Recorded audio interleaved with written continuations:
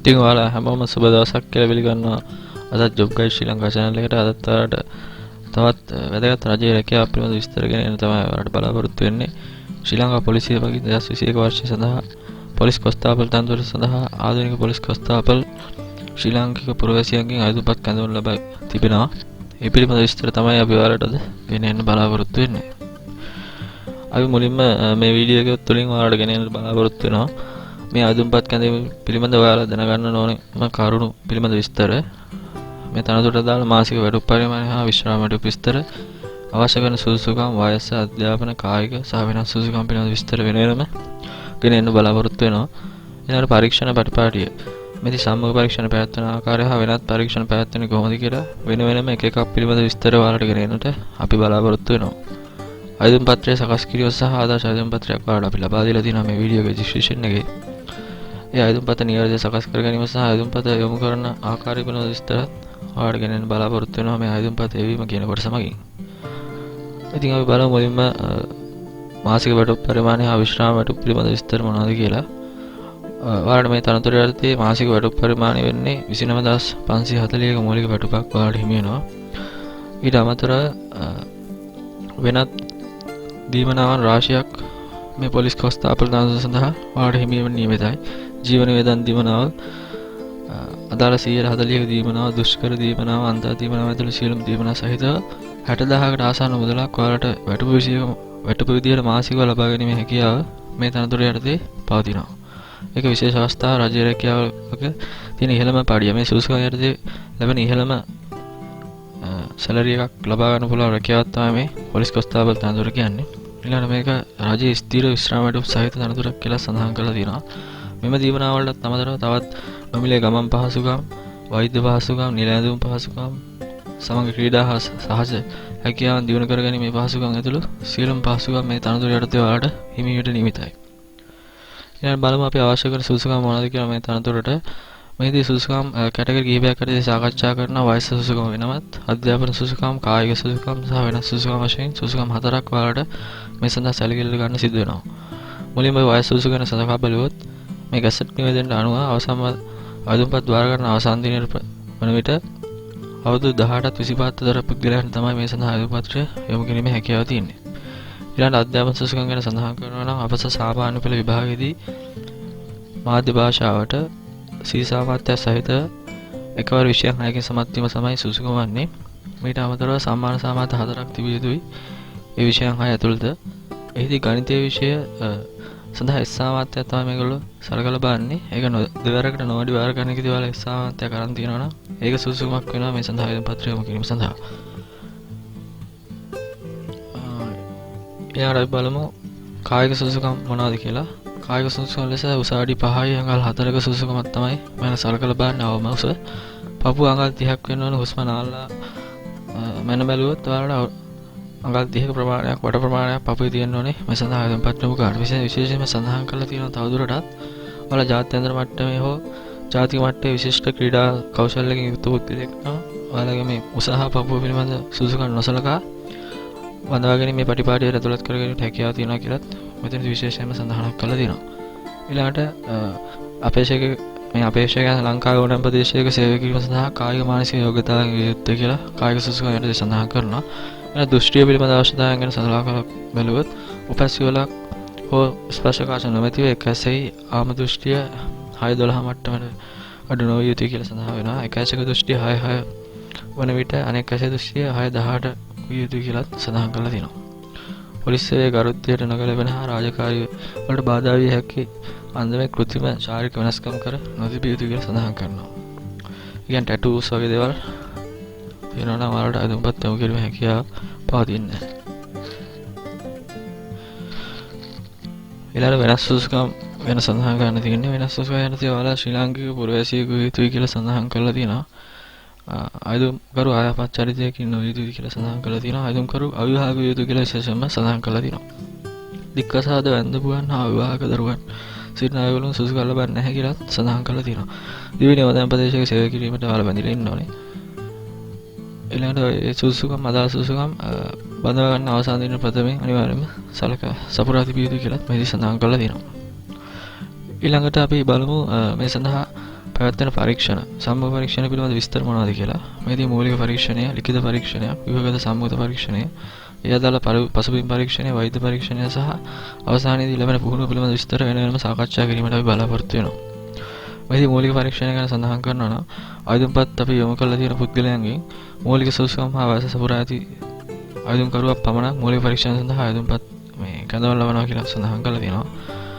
මූලික පරීක්ෂණය සඳහා පෙනී සිටින ආයුධකරුවන් අනිවාර්යයෙන්ම ඔරොත්තු දීමේ පරීක්ෂණය මොහොතීමට සුසු බවට කැඳවීම ලිපිය සමග අමුණ ඇති පෝරමේ ශ්‍රී ලංකා වෛද්‍ය සභාවේ පිළිගත් වෛද්‍යවරයෙකුගේ නිර්දේශ සහිතව ඉදිරිපත් කළ යුතුයි. මේ මූලික පරීක්ෂණය සඳහා ඉදිරිපත් වීම සඳහා මූලික පරීක්ෂණයේදී සිදු කෙරෙන්නේ වාගේ ව්‍යායාම කිහිපයක් ලබා දීලා වාගේ ශරීරය මේ තනතුර සඳහා සුදුසුද කියලා පරීක්ෂා කරන ලබන එක. එහිදී දුර දිවීම ගැන සඳහන් කරලා තියෙනවා. ඊළඟට චින් අප්, පුෂ් අප් වැනි ශාරීරික ක්‍රියාකාරකම් කිහිපයක් නියමිත කාලයට අනුකූලව සිදු කිරීම සඳහා මේදී බලාපොරොත්තු වෙන්නේ. එහිදී ඒ ප්‍රමාණවල ලකුණු ලබා දීම මේ වගුවේ ආකාරයට සිද්ධ වෙනවා. විශේෂයෙන්ම තව සඳහන් කරලා තියෙනවා මීටර් 1000ක දුරක්, ඒ කියන්නේ කිලෝමීටරයක දුරක් විනාඩි 5ක් කාලයේදී දිවීමට අසමත් වුණොත් මේ පරීක්ෂණයෙන් අසමත් වෙනවා කියලා විශේෂයෙන්ම සඳහන් කරලා තියෙනවා. ඊට අමතරව මතකයේ පරීක්ෂා කිරීමේ පරීක්ෂණයකුත් මේ මූලික පරීක්ෂණයටදී සිදු කරනවා. ඊළඟට අපි බලමු පැවැත්වෙන ලිඛිත පරීක්ෂණය.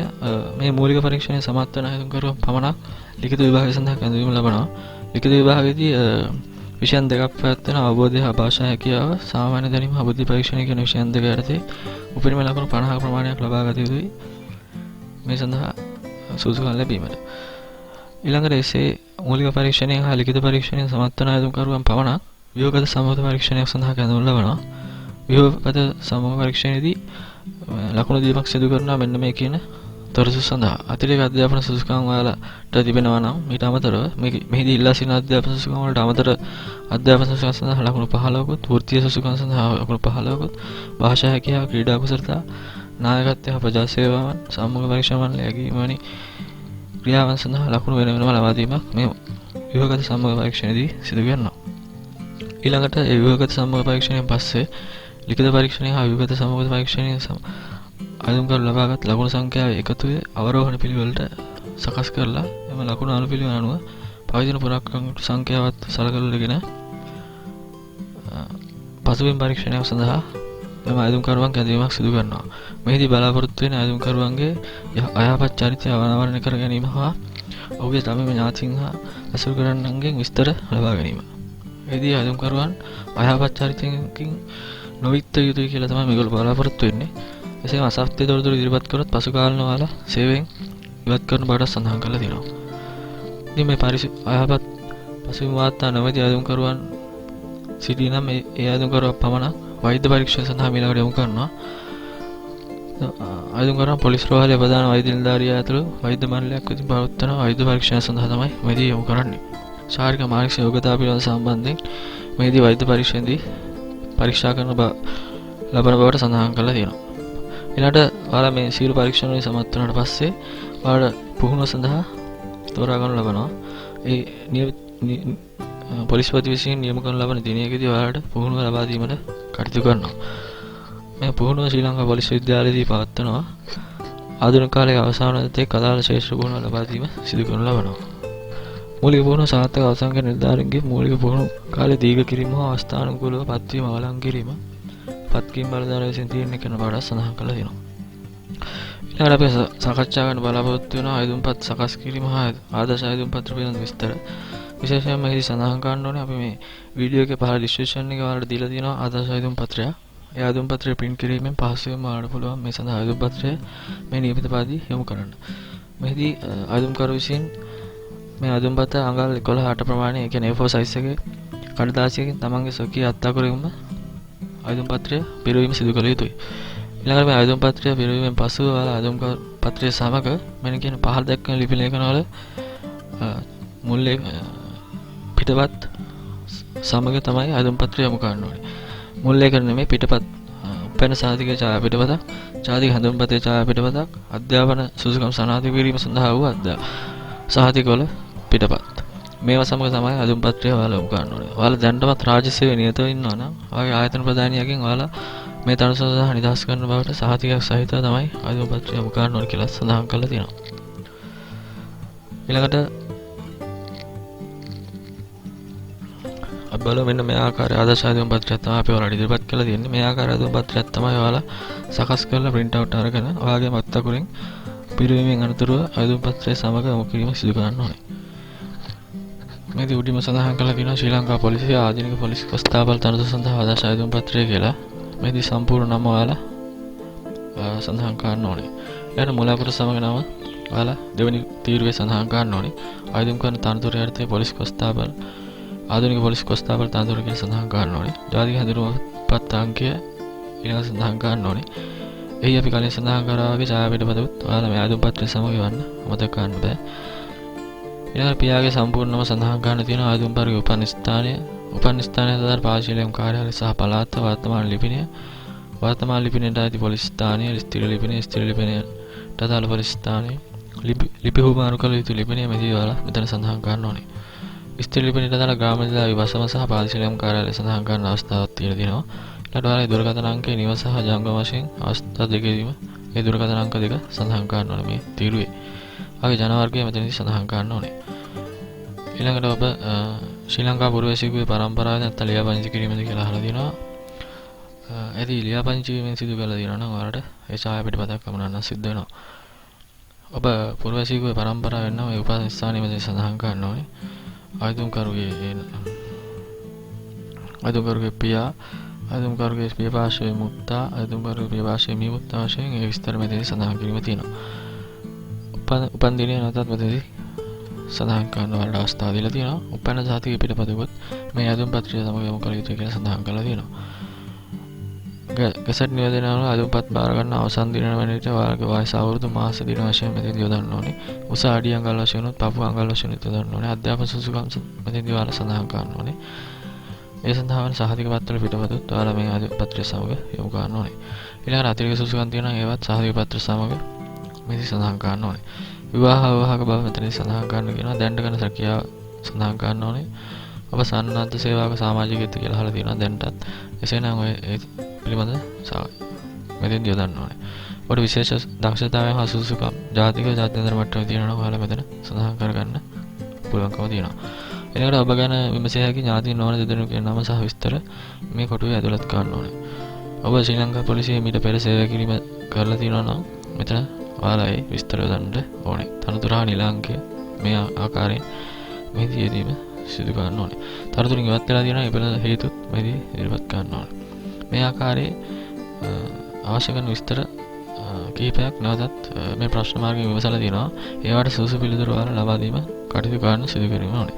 අවසානයේදී ඔයාලගේ මේ සියලුම දොතෝ සත්‍ය සොරතු ඉදිරිපත් කළා කියලා ඔයාලා අස්සන යොදලා දින යොදන්න අවසානයේ අවස්ථාව දීලා තියෙනවා.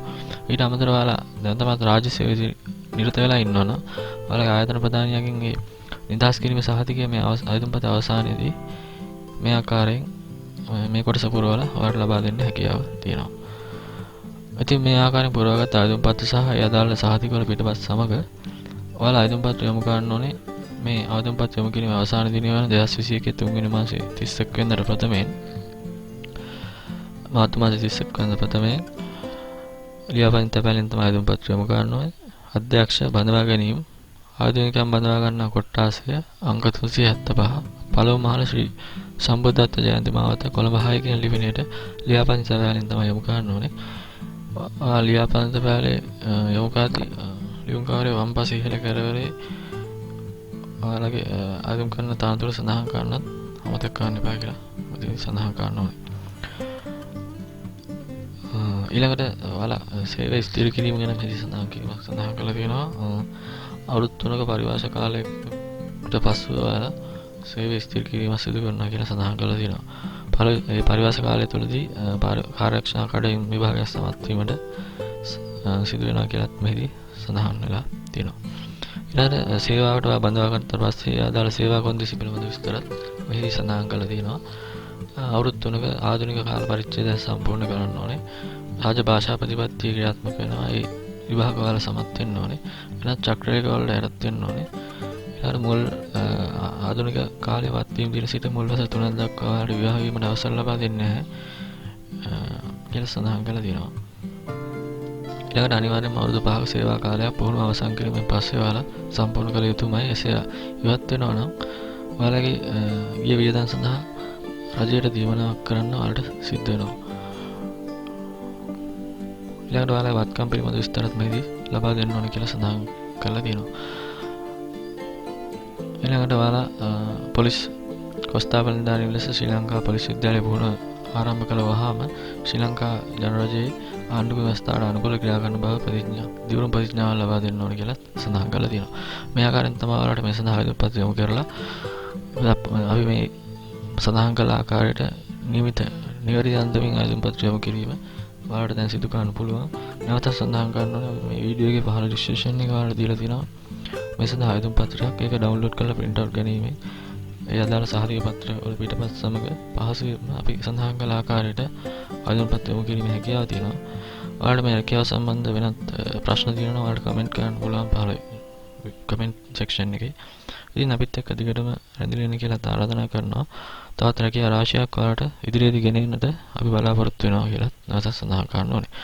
ඔයාලට සුබ දවසක් කියලා ප්‍රාර්ථනා කරනවා.